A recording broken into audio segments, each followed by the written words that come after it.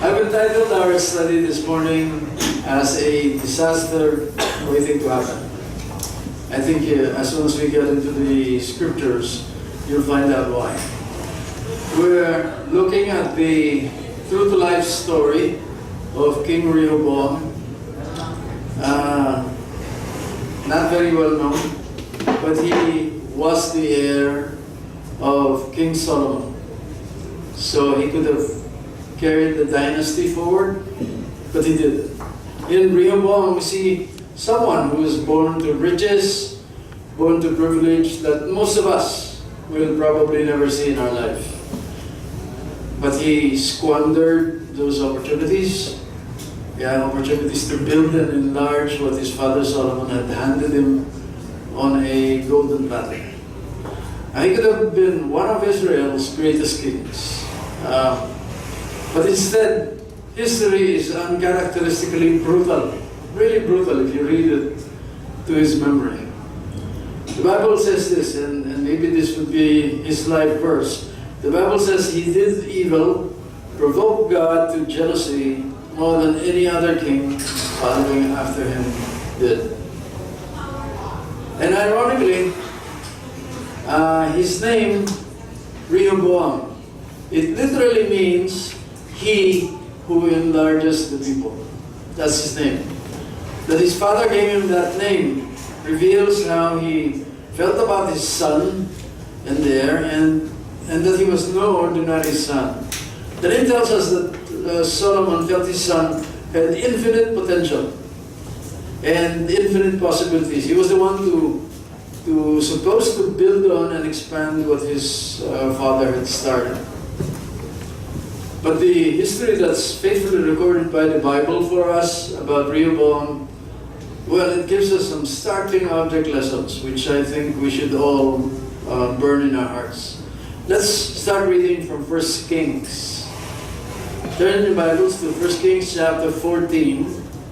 We'll read from 21 to 24. We'll read some other passages this morning, but this is a good start. Verse 21. It says, Now Rehoboam, the son of Solomon, reigned in Judah. Rehoboam was 41 years old when he became king, and he reigned 17 years in Jerusalem, the city which the Lord had chosen from all the tribes of Israel to put his name there. And his mother's name was Naamah the Ammonitess.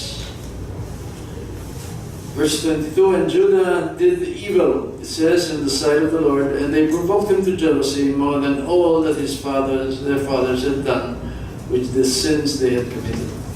For they also built for themselves high places and sacred pillars and Asherim on every high hill beneath every luxuriant tree.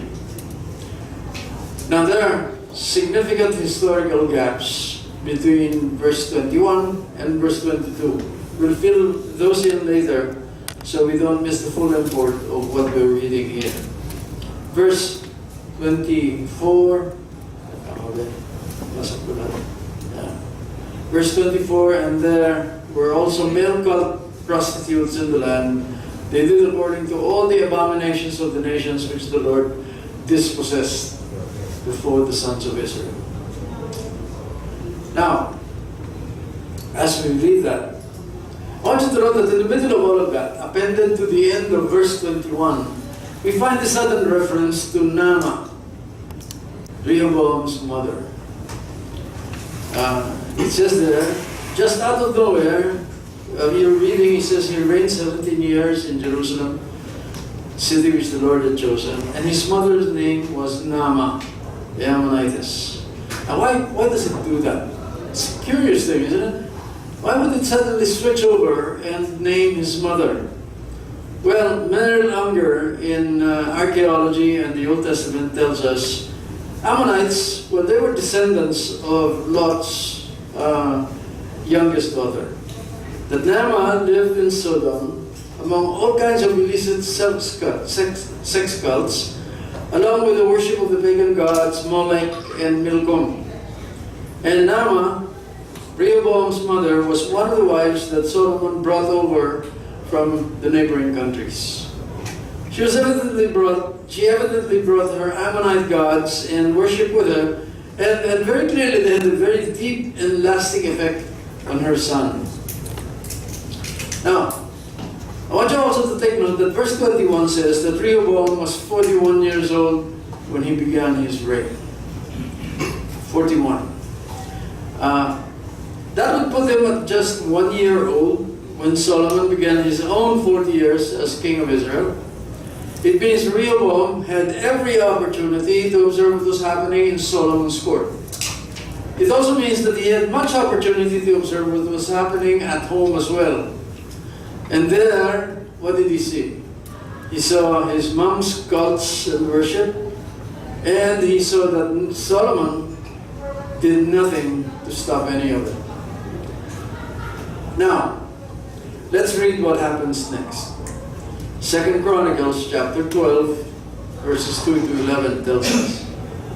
It says, it came about in King Rehoboam's, now he's now the king, in his 5th year as king, because they had been unfaithful to the Lord, that Shishak, king of Egypt, came up against Jerusalem. Came up with 1,200 chariots, 60,000 horsemen, and the people who came with him from Egypt were without number, the Lubim, the Sukkim, and the Ethiopians.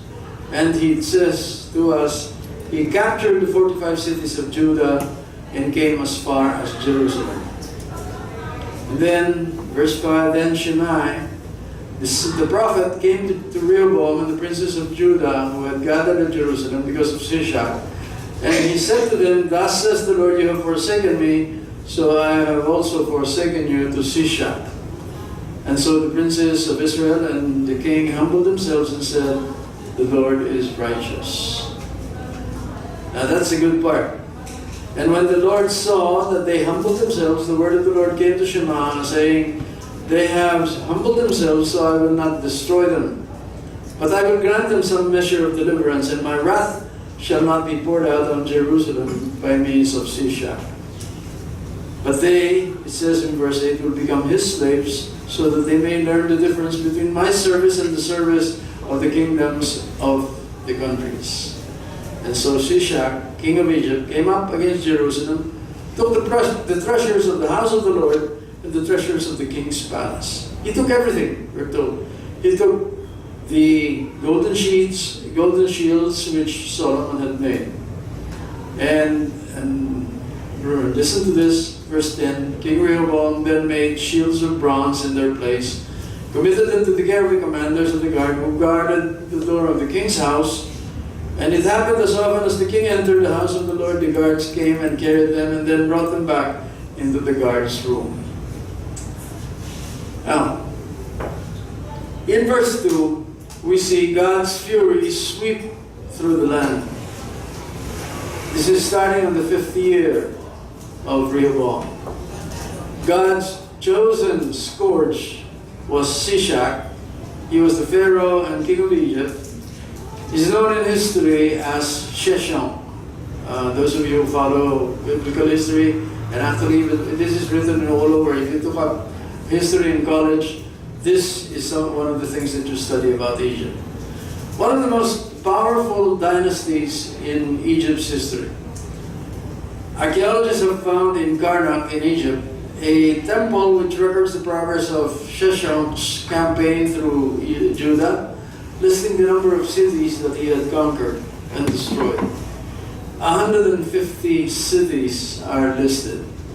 Verse 3 tells us that he came with 1,200 chariots, 60,000 cavalry, and countless infantry. Shishak had very clearly ravaged and pillaged practically all of Judah, coming right up to the gates of Jerusalem. Verse 7 to 8 tells us that the prophet Shema intercedes, and Rehoboam somehow manages to keep his throne and preserve Jerusalem. But only after Shishak cleans out the temple and the treasury. And even then, Judah becomes a mere vassal state of Egypt. Shishak took all of the treasures that he could find in the coffers and Solomon's temple in Judah. We're told specifically in verse 8 that he took the golden shields which Solomon had made. Now 1 Kings 10 in 16 to 17 tells us that King Solomon had 500 of those golden shields made, and that each was made with 3 pounds of solid gold. They were shields that were so grandiose because they were intended to be symbols of the glory and character of God in the midst of Israel. Now they are now found in Shishak's sarcophagus. A sarcophagus that is made of solid gold, possibly from the gold taken from Solomon's temple. And then, in verse 10 of 2 Chronicles 12, it tells us of the story of how Rehoboam's laughable damage control. He had the shields faked in bronze, we're told, had them carefully kept away from public scrutiny, and then verse 11, it completes the farce. It's a truly laughable picture of the palace guards scurrying about.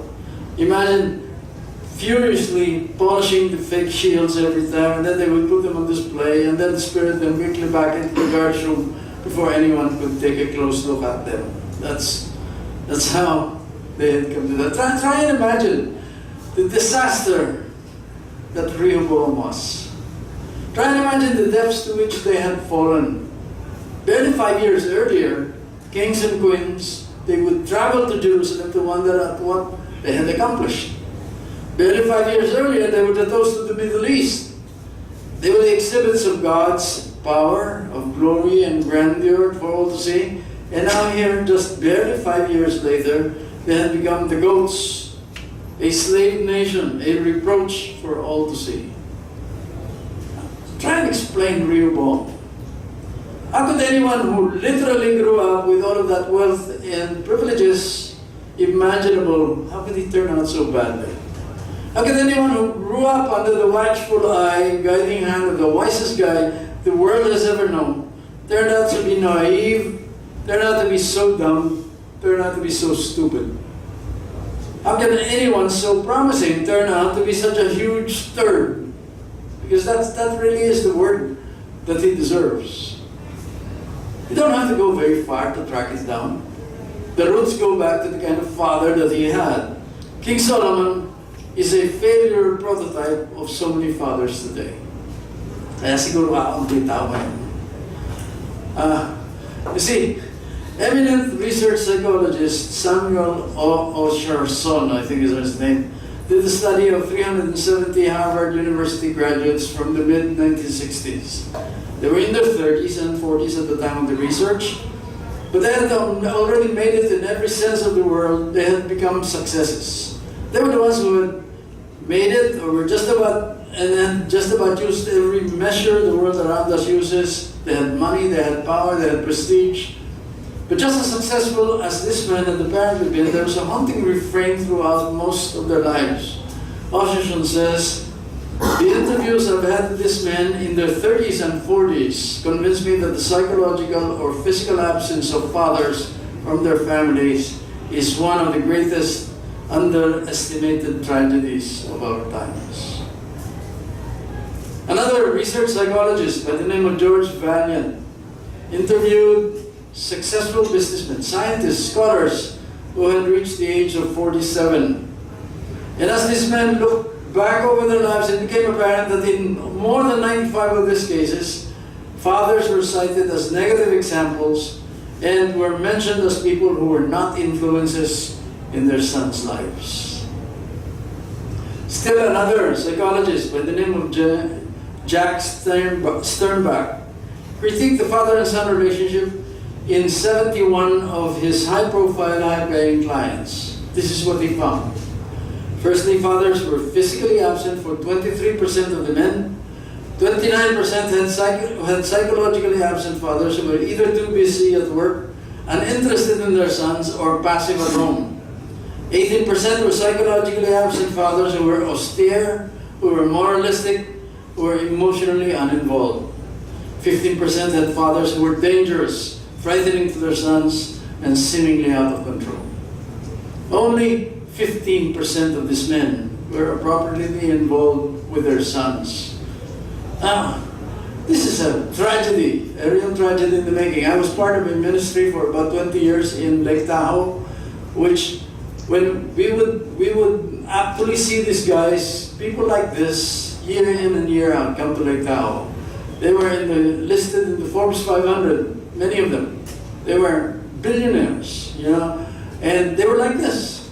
Their children hated them to the extent that some of them became criminals. They were in jail, you know, for all kinds of offenses. Just the other week I was reviewing, this is really interesting, I was reviewing the Forbes list for Southeast Asia. And I recognized two names, okay? You'd immediately recognize them if you saw them. They were worth $150 billion each. And yet I know for a fact that these two have serious troubles with their children today. These are not the Lake Tahoe guys. These are people here in this country. And so this is an epidemic, actually. You see, we all make terrible parenting mistakes. We go through 15 years of formal schooling to prepare for life. Many would do another 2 to 4 years of postgraduate work after those 15 years. But think about this. We don't even get a semester of parenting, any of us, do we? We don't. After all of that, we don't get any training. We don't. You know, I remember in our former church, one of the most attractive retreats that we had very early, that we were doing it in Baguio by the name of by a guy, an Indian guy by the name of Ananda Pereira. He was the only one who could train us offer any kind of training on parenting. And as I think back to what he was training us, I was so superficial. We don't have any training in parenting. The Bible tells us, you see, very clearly, that we learn parenting from the talk and the walk of our parents. That's Deuteronomy chapter 6 to 11. Dr. Rico took us through there just a few months back. What does it say? It says, "And these words, which I am commanding you," verse 6, "which I am commanding you today, shall be on your heart. You shall teach them diligently to your sons. Talk of them when you sit in your house, when you walk by the way, when you lie down, and when you rise up." What does that? What do you think that's telling you? It's telling you a very specific way that you bring up your kids. Okay, and it doesn't just involve talking to them. It talks about, your life. It talks about how you live out that which you talk to them about, and you talk to them all the time. You talk to them, in all aspects and phases of life. It continues. It says, "You shall bind them as a sign on your hand, and they shall be frontals on your forehead." If you visit Israel today, you will see what they call the Orthodox Jews. They have frontals on their heads. They have little pockets, leather pockets on their foreheads, and they have them dangling from their hands. People take this literally, and yet it means nothing. You can do this and accomplish nothing. You see, you can take these words and you put them in little boxes, and still, if you live the life like King Solomon apparently did, then you don't get any of this. See? Then it says in verse 10, "It shall come about when the Lord your God brings you into the land which he swore to your fathers, Abraham, Isaac, and Jacob, to give you great and splendid cities which you did not build, houses full of the good things which you did not fill, hewn cisterns which you did not dig, vineyards and olive trees which you did not plant, and you shall eat and be satisfied." That's the promise. See? If you do that, you promise that the kind of thing that you're setting up your kids for. But what happens when the talk and the walk do not match? What happens? And worse yet, when you're not even there for your children. What happens when, like Nama, wives wittingly or unwittingly go out and undermine their husbands? What happens? Rehoboams happen. That's why. You see how these precious historical lessons we get from the scriptures are? They are guidelines for life. And what a pity that not very many people see them for what they are. Is it any wonder that Rehoboam turned out the way he did? Do you realize that his father Solomon went exactly the same way the passage in Deuteronomy chapter 6 warns us not to go. That's where he went. Deuteronomy 6, starting with verse 12, this is what it says. Watch out yourself, lest you forget the Lord who brought you up out of the land of Egypt, out of the house of slavery. You shall fear only the Lord your God. You shall worship him, swear by his name. You shall not follow after any other gods, any of the gods of the people who surround you. For the Lord your God in the midst of you is a jealous God, it says. Otherwise the anger of the Lord your God will be kindled against you, and he will wipe you off the face of the earth. Now, we've spent a few months doing this now. We've seen two extreme failures that many fathers fall into. We've always seen both of them now. The father who is so harsh that he provokes his son to lose heart and walk away. That's what Pastor George talked about. Do not provoke your children. Colossians chapter 3, verse 21. At the other extreme, I took you through there one time, we find fathers who do not discipline their sons at all. That's Ephesians chapter 6, verse 14. It says, bring them up in the discipline and instruction of the Lord. Now, Eli is Scripture's most glaring example. David is not too far behind. We know that. But these people, they exemplify countless fathers whose homes are burning to the ground even as they watch, and they turn away and do nothing. You want to destroy your sons and destroy generations of his sons after him? Either of those extremes will do. You know, and although I must say that in our day and time today, the second, which is do not pay no attention to them, withdraw, do not discipline them, is probably the preferred and more popular weapon of choice. So, not surprisingly, this second extreme is comprehensively dealt with in both the Old and the New Testaments.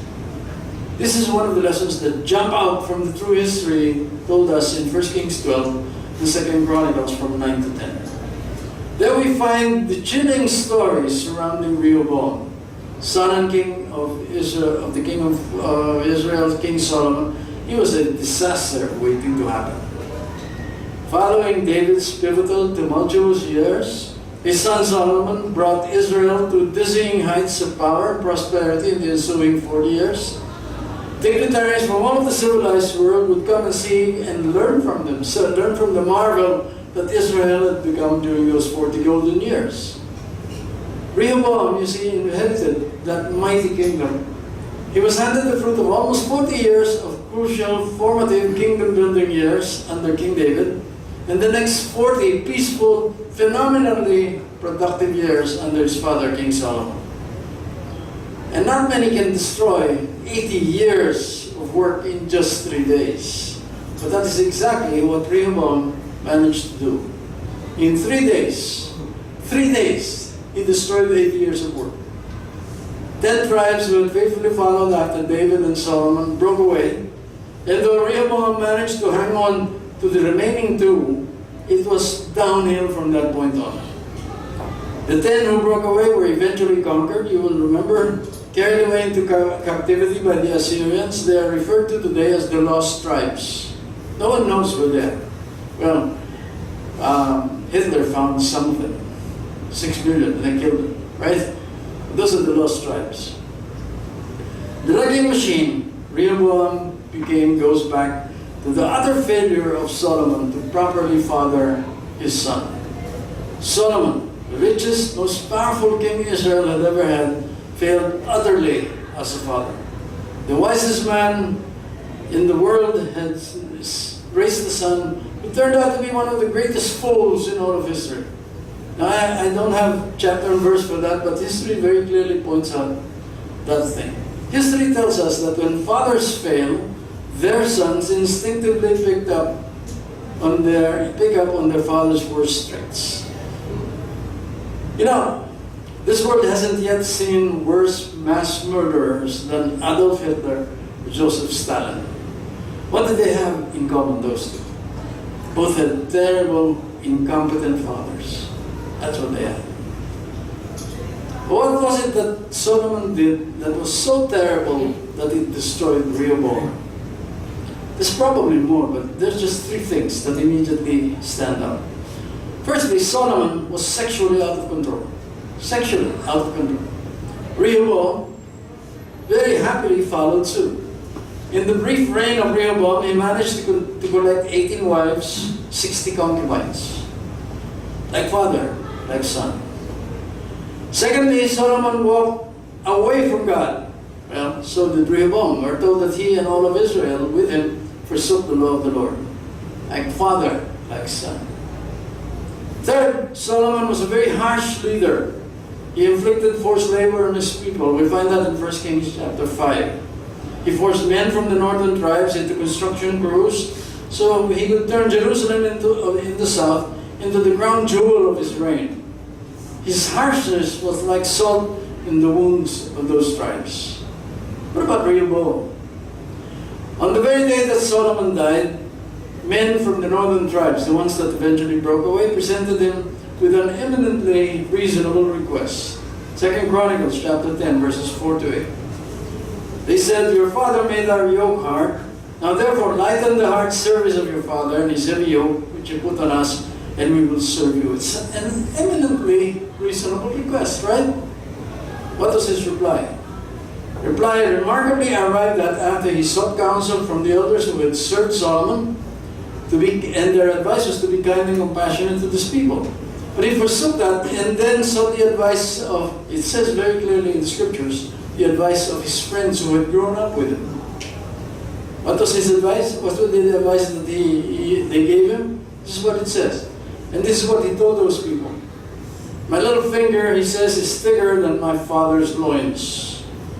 You know, whereas my father loaded you with a heavy yoke, I will add to your yoke. My father disciplined you with whips, I will discipline you with scorpions. That's the advice of his Barkada. Right? Isn't the utter stupidity of this buffoon shocking? It really is. Doesn't this grotesque and mindless bravado remind you of an out-of-control adolescent, and yet he's 40 years old? Does he remind you of some that you all expected so much more from in our day today? Is it any wonder that 10 tribes eventually broke away when they did? And you treat them like that?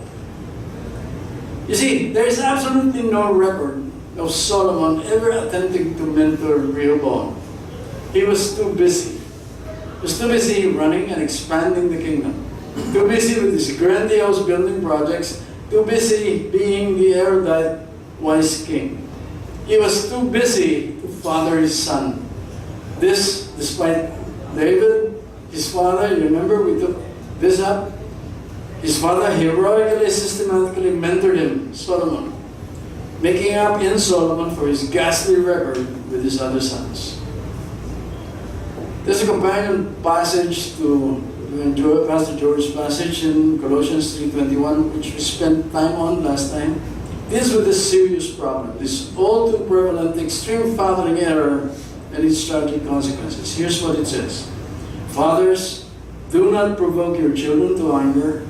Bring them up in the discipline and instruction of the Lord." Ephesians chapter 6, verse 14. Guys, so many of us are doing this very thing today. We need to stop and consider the consequences. We need to stop because we shall certainly reap what we sow. And I cannot say this any more stronger than any of these things. You know, you make a mistake here, the consequences are not only for your life, the life of your son, but generations of his progeny after that. Alright?